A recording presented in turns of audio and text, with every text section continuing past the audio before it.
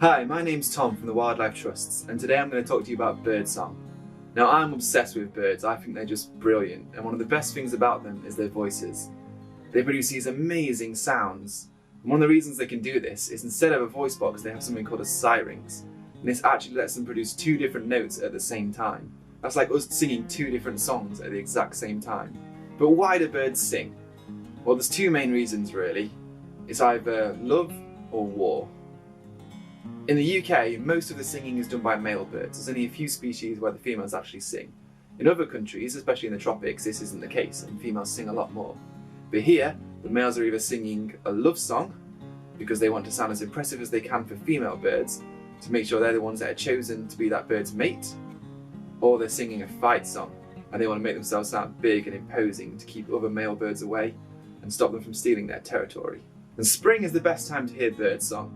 It's coming up to the breeding season, so all the male birds want to try and attract a mate to partner up with and have eggs, and they want to keep the other males away. And at this time of year we have something called the dawn chorus, which is when all the birds sing together at the same time really early in the morning, and it creates this wonderful explosion of birdsong.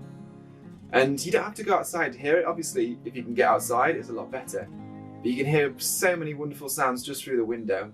So I've not got a garden, and in the last week I've heard about 10-15 different birds singing, including robins, blackbirds, great tits, greenfinches and loads more. So today I'm going to try and teach you to recognise some of the birds you most like to hear around your garden, or maybe a little bit further away if you can get out on a walk, get some exercise in the fresh air. So we're going to start with the robin. The robin is probably one of the most familiar birds, and it's got one of the most familiar songs. It's this beautiful, sweet voice. It sings in a really kind of liquid way, bubbling up and down, sometimes getting louder, sometimes getting quieter, with stops and starts and whistles, and it's absolutely gorgeous.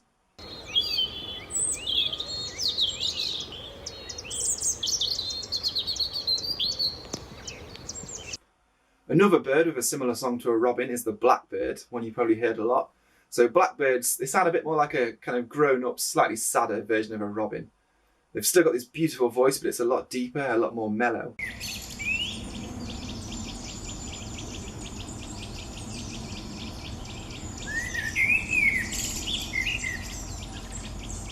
And there's another close relative of the blackbird you probably heard a lot, even if you've not realised it, is the song thrush. Now, song thrushes have a really bold, confident voice, and they'll often sit right at the top of a tree and really belt it out. And the best way to recognise a song thrush is because it usually repeats. So it'll sing a little verse, and it'll choose to repeat that verse 2, maybe 5 times, and then it'll go into a new verse and repeat that.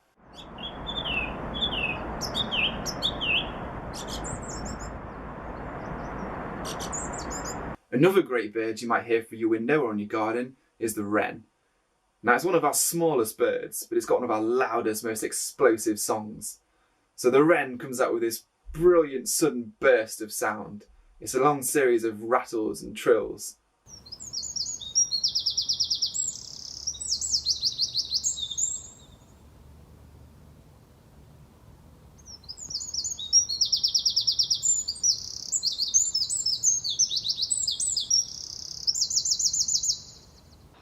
But if you are able to get out to a local wild space or park, you've got a much better chance at hearing more birdsong. And you might even hear some of our more exotic visitors like warblers. So warblers, most of them only come here for the summer to nest, and they go south in the winter, somewhere warmer. Some of them get as far as Africa. And the three you're probably most likely to find in a park are the willow warbler, the chiffchaff and the blackcap. So I'm going to tell you about those today. And willow warblers and chiffchaffs look very similar. So these cute little brown birds, very hard to tell apart, but luckily they have very different songs. So the chiffchaff is quite an easy one. Always reminds me a bit of a Pokemon because it just shouts its own name over and over again, going chiff-chaff, chiff-chaff, chiff-chaff.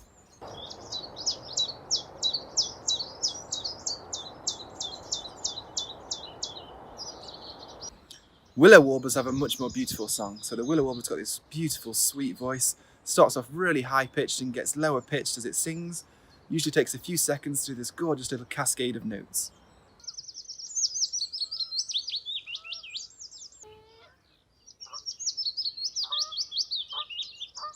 And the last one I'm going to tell you about is the blackcap, which is one of my favourites. So it's this beautiful little dusky grey bird. Males have got this glossy black cap, females have a red cap, and the blackcap song starts out quite quiet, really muffled and quite scratchy, almost like it's afraid to sing too loud.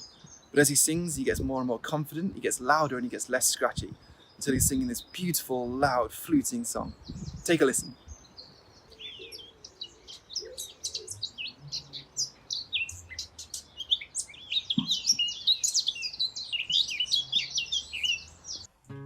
So that's all the birds I've got to show you today, but there's so many more out there to discover. So why don't you open the window or head out into your garden and see what birds you can hear.